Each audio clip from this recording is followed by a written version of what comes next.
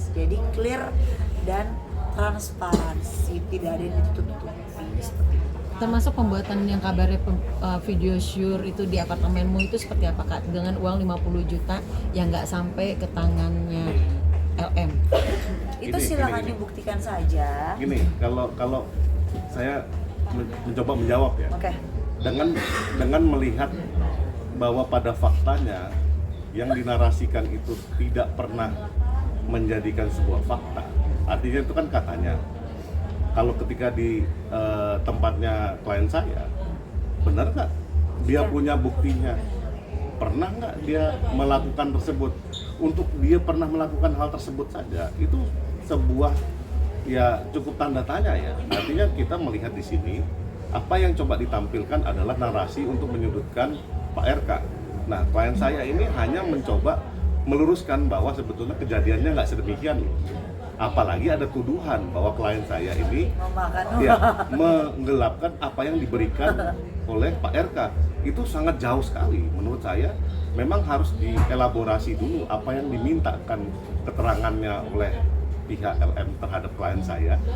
Dia posisinya sebagai apa dan dia itu melakukan apa. Apalagi tuduhan itu sangat-sangat parah ya. Makanya saya bilang sama klien saya, kalau memang hal tersebut sudah di statement dengan tegas, kami akan melakukan upaya hukum karena klien saya tidak seperti apa yang dituduhkan sama LM tersebut. Iya, aku jadi model masih bisa kalau mau. Mbak Uli, Mbak Ayu, tapi ketika kemarin preskon itu kamu melihat semua statement dari LM itu yang kamu akhirnya punya statement itu banyak bohongnya kah atau seperti apa? Dugaan saya mungkin ada banyak kebohongan yang beliau tidak bisa sampaikan. Karena apa? Karena tidak adanya bukti kan.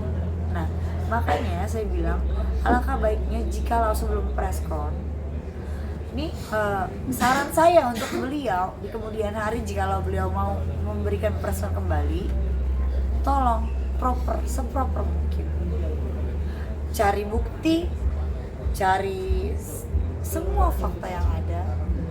Jadi ketika press conference yang terjadi semuanya itu jelas dan gamblang dan transparansi, tidak adanya dibuat-buat gitu. Dan statement dia bahwa Mbak Ayu semua pernyataan dan ucapan dari Mbak itu bohong semua.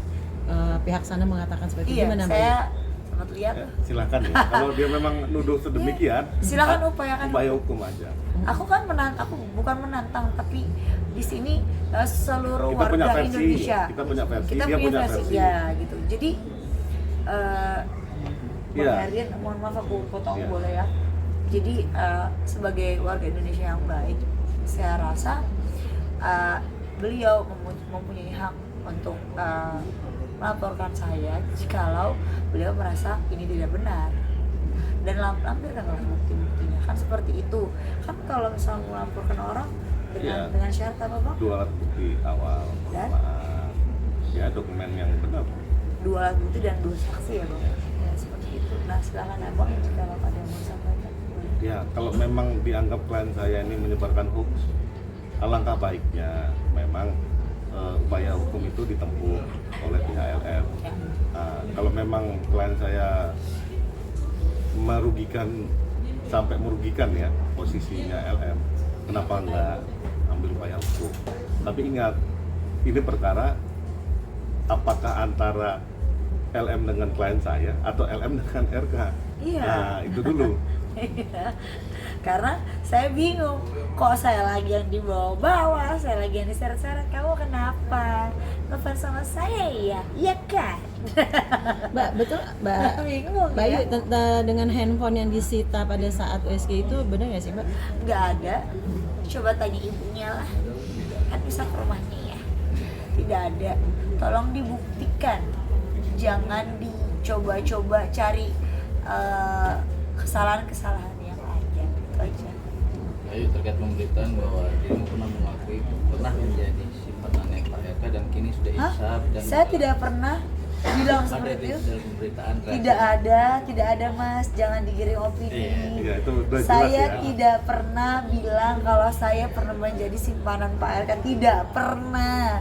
Saya bilang saya pernah menjadi orang ketiga dalam hubungan seseorang, bukan dalam hubungan ini. Tolong digarisbawahi, mas-mas, bapak-bapak yang terhormat. Ya. Mbak Ayu Oke. ikut Jadi kalau Mas ngomong begitu rasanya tanpa mengurangi rasa hormat, tolong lain kali kalau bertanya dicari dulu yang benar. Ya. Boleh ya? Iya, soalnya Boleh juga dari kan? media nih kan. Ya kalau dari media berarti medianya bisa kita tanya ya. Kita klarifikasinya Kita aja. klarifikasinya aja gitu. Ada hak jawab kita. Betul, kita juga punya yang jawab, tapi bukan berarti semata-mata karena mau clickbait atau karena uang kalian bebas untuk memberikan narasi-narasi yang seperti itu. Di sini kita jangan dikira kita diem-diem tapi kalian bebas begitu saja. Tidak. Justru kalian harusnya hati-hati dengan orang seperti saya karena diam-diam menghanyutkan. Mbak Ayu sempat ada juga tersiar kan Mbak Ayu mengatakan pernah adanya menandatangani perjanjian Betul. hitam di atas putih. Perjanjian itu apa sih Mbak kalau boleh tahu, karena Itu saya rasa bukan ranah saya untuk berbicara, dan ini sepertinya saya sudah bicarakan sebelumnya. Silahkan di research ulang saja karena saya tidak mau mengulang kedua, ketiga, dan keempat kali. Itu saja. Gini, bisa didudukkan. Kalau namanya klien saya menandatangani sesuatu, itu perlu dibuktikan. Tapi kalau misalnya LM menandatangani sesuatu, itu merupakan sesuatu hal yang sudah menjadi fakta. Karena memang yang harus didudukkan di sini, apakah dia memberikan surat pernyataan, atau dia menandatangani perjanjian, Ya dua-duanya dulu. atau dia menandatangani tanda terima. Nah, di situ Tiga-tiganya. yang harus clear di situ. Tiga-tiga itu. Nah, makanya ini barang apa dan kira-kira ada nggak barangnya, kan gitu. Ada. penandatanganan itu adanya katanya membuktikan bahwa betul kalau itu bukan anak RK gitu, benar nggak sih? Aku spill aja sedikit ya. Ina, senang banget kamu, iya kan? Ini banyak banget. Senang banget ya. Jadi isinya itu kurang lebih, mohon maaf kalau ada kurang atau lebih karena saya hanya manusia biasa yang tak luput dari salah. Karena saya sudah memberikan itu kepada instansi terkait, gitu ya. Dan ditandatangani oleh ya Mbak yang bernama Lisa Mariana secara sadar, secara tulisan tangan beliau pula. Bagaimana caranya orang menandatangani tanpa membaca? Itu rasanya tidak mungkin. Kalau saya tidak mau. Itu aja. Karena beliau menerima sesuatu, lalu itu yang ditandatangani dan isinya adalah bahwasannya ketika USG itu terjadi, kita tahu ini adalah suatu kebohongan, tapi tetap mantan gubernur satu tokoh ini, Bapak RK, tanpa mengurangi rasa hormat lagi, saya harus membawa-bawa namanya kembali. Jadi ini di sini kan sebenarnya adalah internal ya, yang tidak bisa saya bicara secara gamblang, tapi perlu saya luruskan. Jadi ini itu sebenarnya internal mereka lah ya. Jadi bagaimana itu USG, kita tahu bahwasannya sepertinya tidak yang diakui adalah anaknya dari seorang mantan gubernur Jawa Barat ini, Bapak Ridwan Kamil. Tapi kan kita nggak tahu ya apa yang diperbuat, karena kan saya tidak ada di tempat. Pertama, kedua saya tidak tahu apa yang terjadi, apa yang mereka pergi kemana, lakukan. Kan saya tidak 24/7 kan seperti itu pertama. Tapi yang saya yakin Bapak RK bukan orang seperti itu saja sih. Karena kepada saya saja beliau baik sekali, itu aja sih. Berarti betul ya Mbak, maksudnya ngebaca dan melihat surat tanda tangan itu ya Mbak? Bukan ngebaca dan melihat lagi. Memang saya kan sebagai saksi, ya pasti harus membaca. Saksi saja membaca, apalagi yang bersangkutan. Berarti yang bersangkutan tidak membaca ya Mbak? Bisa dilihat? Membaca dong, membaca dan sadar.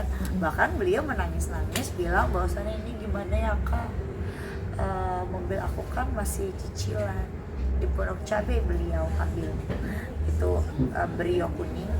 Gimana ya kak, aku lagi hamil, bla bla bla bla bla, aku kerja apa, dan meski tidak tahu kerja apa di sini kan. Jadi saya tidak mau berspekulasi terlalu banyak. Ya itu saja. Menurut saya sebagai hati nurani saya sebagai perempuan pada saat itu, saya bilang bahwasannya ya sudahlah, bantu saja. Rasanya daripada ini terlalu berlarut-larut seperti itu pada saat itu ya, rupanya memang berlarut-larut sekarang. Kak, ini biar nggak kemana-mana gitu. Ini kan suatu kebohongan bisa dikatakan untuk saat ini nih sementara. Siapa sih Kak lalu ayah biologis dari ini yang Kakak tahu? Menurut saya ada 2 nama. Ya menurut saya kenapa tidak dites DNA saja, atau ketiganya dengan bapak sendiri tes DNA saja, tiga-tiganya mana yang cocok, karena atas dasar yang kita punya buktinya kan sudah jelas. Di situ beliau bilang hamil sama ini, hamil sama itu dari bulan Januari pun begitu polanya. Berarti kan memang diduga memang berpolanya seperti itu gitu loh. Tapi kan saya tidak tahu ya. Berarti bohong ya silakan Mbak? tanya Mbak Erseni. Kalau dugaan saya ya suatu kebohongan ya, dan fitnahan keji sih. Dengan dia bilang cuman hanya laki-laki yang pada saat press con. Katanya perawan ya, masih perawan ya. Oh ini aku baru tadi nggak ada yang nanya nih. Ini saya mau ketawa boleh gak? Cukup diketawain aja cukup. Gitu aja. Karena silakan Anda mendownload. Apa udah lihat belum video-videonya itu aja? Atau mungkin tambahan gitu. Ya, Gak ada, kita ketawa aja. yang jelas memang apapun yang dilakukan itu wajib ada Resiko. bukan bukti yang clear. Nah, kalau dia menempatkan diri sebagai korban, harusnya dia bertindak sebagai korban. Nah, tapi ketika dia meminta sesuatu dengan sesuatu imbalan, dengan untuk tidak mengungkap suatu keburukan atau mengungkap suatu pencemaran nama baik, itu namanya percobaan pemerasan. Ya. Tolong dimengerti hal tersebut supaya tidak Lebar menjadikan kemana-mana, karena terus terang klien saya dengan tegas menyebutkan fakta yang coba dinarasikan ketika press con kemarin bahwa dia memang perawan, itu tanda tanya. Itu maksudnya klien saya. Ya, tanda tanya. Karena kan bukti-bukti yang tadi kita sudah jabarkan, Cukup, ya. saya rasa cukup jelas menjawab itu semua. Pertama, kedua, dengan narasi Mbak LM, dia bilang Hanya satu laki-laki. wartawan hanya satu laki-laki Bapak RK, dan sudah kita jawab juga. Gitu ya. Di sini saya tidak ada di pihak manapun, tapi rasanya saya geram dengan kebohongan. Itu aja sih. Berjujurlah pada diri sendiri, berbenah diri. Karena apa? Ketika kamu berbenah diri, akan damai hati kamu, akan damai hidup kamu, akan damai segala. Itu sih ya. Satu lagi, kenapa sih dia dengan gamblangnya kok bisa, kok tega dia bilang ingin menjadi istri Saka atau apakah ditanya gitu ya kawan-kawan, dia bilang enggak, saya mau uang. Itu yang benar-benar kita heran sampai ketawa aja sih. Wow, luar biasa, ini yang perempuan hebat. Kamu hebat LL, luar biasa. Terima kasih. Aku mau ini ada tambahan sedikit dari aku, Kayu. Ini kemarin dalam preskon mengatakan kalau LM sendiri setelah 4 bulan usianya diberikan uang 100 juta dan diberikan obat-obatan untuk penggugur kandungan di dalam sebuah kotak, katanya dikirim oleh Pak RK. Kamu sendiri mengetahuinya nggak sih Kak? Ya, Enggak, kalau itu tidak benar adanya, silahkan dia coba foto apakah benar itu obat penggugur. Kan katanya masih ada videonya. Itu saya rasa yang saya lihat di videonya itu obat COVID, obat Cina. Kenapa kalau dibilang obat penggugur? Harusnya di apapun itu, semua yang dari mulut itu dipertanggungjawabkan. Ini kan negara hukum ya kita ya.